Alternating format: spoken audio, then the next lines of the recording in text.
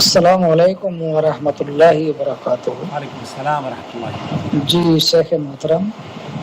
میرا نام محمد رضوان ہے رضوان صاحب، اور میں انڈیا سے گاؤں ضلع میرٹھ قصبہ کٹھوڑ کے پاس ایک گاؤں بہروڑا رہتا، میں دلی میں ہوں۔ ماشاء اللہ۔ میرا آپ سے سوال یہ ہے کہ جیسا کہ یہ حدیث آتی ہیں ہاں کہ اللہ کے نبی صلی اللہ علیہ وسلم مقیم رہ کر، گھر پر رہ کر دو نمازوں کو جمع کیا، ظہر کو عصر میں اور عشاء کو مغرب کو عشاء میں پڑھا۔ کیا یہ قرآن حدیث کی روشنی میں صحیح ہے؟ دوستوں، کیا واقعی نبی کریم صلی اللہ علیہ وسلم نے گھر میں رہتے ہوئے بغیر سفر اور بغیر خوف کے دو نمازیں جمع فرمائی تھیں؟ اگر جواب ہاں ہے تو کیا آج ہم بھی جب چاہیں ظہر اور عصر یا مغرب اور عشاء کو دونوں کو جمع کر کے پڑھ سکتے ہیں؟ یہ ایک ایسا سوال ہے جس پر صدیوں سے علماء گفتگو کرتے آئے ہیں، اور آج کی ویڈیو میں ہم آپ کی خدمت میں قرآن و سنت کی روشنی میں اس مسئلے کو سمجھنے کی کوشش کرتے ہیں۔ اللہ تعالیٰ قرآن کریم میں فرماتا ہے ان الصلاۃ کانت علی المؤمنین کتابا موقوتا، بے شک نماز مومنوں پر مقررہ اوقات میں فرض کی گئی ہے۔ سورہ نساء آیت نمبر 103۔ اس آیت سے معلوم ہوتا ہے کہ اصل حکم نماز کا ہر نماز کو اپنے وقت پر پڑھنا ہے۔ اللہ کے رسول صلی اللہ علیہ وسلم سے جب پوچھا گیا کہ سب سے افضل عمل کون سا ہے تو آپ علیہ الصلوۃ والسلام نے فرمایا الصلاۃ علی وقتہا، نماز کو اس کے وقت پر پڑھنا۔ لیکن دوسری جانب صحیح مسلم میں سیدنا عبداللہ ابن عباس رضی اللہ تعالیٰ عنہما سے روایت ہے، صلی رسول اللہ صلی اللہ علیہ وسلم، رسول اکرم صلی اللہ علیہ وسلم نے ظہر اور عصر کو اکٹھا پڑھا اور مغرب اور عشاء کو جمع کر دیا،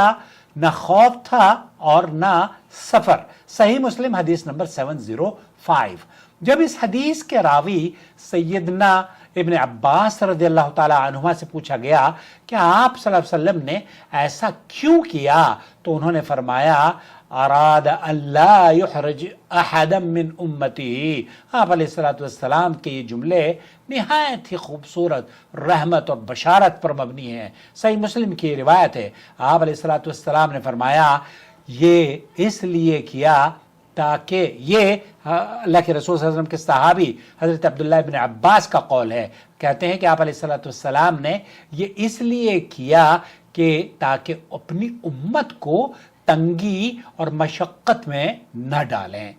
ایک اور روایت میں سیدنا ابن عباس رضی اللہ تعالیٰ عنہ فرماتے ہیں جمع رسول اللہ صلی اللہ علیہ وسلم بین الظہر والعصر والمغرب والعشاء بالمدینہ فی غیر خوف ولا مطر۔ رسول اکرم صلی اللہ علیہ وسلم نے مدینے میں ظہر و عصر اور مغرب اور عشاء کو جمع فرمایا، نہ خوف تھا اور نہ ہی بارش ہو رہی تھی۔ یہ بھی صحیح مسلم کی روایت ہے۔ یہاں سوال یہ پیدا ہوتا ہے کہ کیا اللہ کے رسول صلی اللہ علیہ وسلم کا یہ معمول رہا ہے؟ اس کا جواب جمہور علماء نے یہ نفی میں دیا ہے۔ ان کا کہنا یہ ہے کہ چونکہ قرآن نے نمازوں کے اوقات مقرر کیے ہیں اس لیے بلا عذر، یعنی کہ اگر آپ یہ دیکھتے ہیں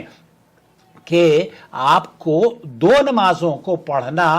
آپ کے لیے آسانی ہے اور آپ اگر وقت پر نماز پڑھیں گے تو کسی مشقت سے آپ بچ سکیں گے ان دونوں کو جمع کر کے، تو پھر ان نمازوں کو آپ جمع کر سکتے ہیں۔ لیکن علماء یہ کہتے ہیں کہ اسے آپ کو معمول نہیں بنانا چاہیے۔ امام ابن تیمیہ رحمۃ اللہ علیہ اور ان کے بعد بہت سارے اہل علم نے فرمایا کہ حدیث اپنے ظاہر پر ہے، اور اگر کسی شخص کو حقیقی مشقت، بیماری، شدید ضرورت، غیر معمولی دشواری یا حرج لاحق ہو تو وہ سفر کے بغیر بھی دو نمازیں جمع کر سکتا ہے۔ کیونکہ سیدنا عبداللہ ابن عباس رضی اللہ تعالی عنہما نے خود علت بیان کر دی کہ امت سے حرج دور کرنا مقصد تھا، لہذا راجح قول اور راجح بات یہ معلوم ہوتی ہے کہ بلا عذر اور معمول بنا کر ہمیشہ دو نمازوں کو جمع کر کے ہمیشہ پڑھنا یہ نبی کریم صلی اللہ علیہ وسلم سے ثابت نہیں ہے۔ البتہ اگر ضرورت اس بات کی ہو اور آپ یہ محسوس کرتے ہو کہ مشقت سے آپ دوچار نہ ہوں تو ایسی صورت میں بیماری، مشقت، کمزوری، ہسپتال کی حالات، سخت بارش یا غیر معمولی ضرورت ہو جس میں ہر نماز اپنے وقت پر ادا کرنا مشکل ہو تو ظہر اور عصر یا مغرب اور عشاء کو جمع کرنے کی گنجائش موجود ہے۔ شہر کے اندر ہی اگر آپ دیکھ رہے ہیں، بعض مرتبہ ہم اپنے بچوں کو کوئی کہتے ہیں کہ اب بہت ساری خواتین کیا کرتی ہیں، شادی میں جائیں گے، اب شادی میں جانے کے لیے وہ ایسی پریشانیوں سے بعض مرتبہ تو میک اپ ویک اپ کر لیتی ہیں، تو وہ آپ ایسی صورت میں کہیں دور شادی پہ جا رہی ہیں، فارم ہاؤس میں جا رہی ہیں، اب فارم ہاؤس میں جاتے جاتے 2-2.5 گھنٹے لگ جاتے ہیں آنے میں، خیر تو ایسی صورت میں یہ مشقت سے بچنے کے لیے ہی عبداللہ ابن عباس رضی اللہ تعالیٰ عنہ نے فرمایا جب ان سے پوچھا گیا کہ تاکہ آپ کو مشقت اور پریشانیوں سے بچائے جا سکے۔ تو اس حدیث کا سب سے خوبصورت پیغام یہ ہے کہ اسلام سختی کا دین نہیں ہے بلکہ آسانی کا دین ہے۔ رسول اکرم صلی اللہ علیہ وسلم امت کو عبادت سے دور کرنے کے لیے نہیں بلکہ عبادت کو آسان بنانے کے لیے آپ علیہ السلام نے یہ رخصت عطا فرمائی، لہذا نہ تو اس رخصت کا انکار کیا جائے گا کیونکہ صحیح مسلم کی حدیث ہے، صحیح حدیث ہے اور اس پر دلیل آپ علیہ السلام کی صحیح حدیث موجود ہے، اور نہ اسے روزانہ کا معمول بنایا جائے گا کیونکہ اللہ کے رسول صلی اللہ علیہ وسلم کا روزانہ کا یہ معمول بھی نہیں تھا، کیونکہ اصل سنت نمازوں کو ان کے مقررہ اوقات میں ادا کرنا ہے۔ اللہ تعالیٰ سے دعا ہے کہ اللہ رب العالمین ہمیں دین کو سمجھنے، سنت پر عمل کرنے اور افراط و تفریط سے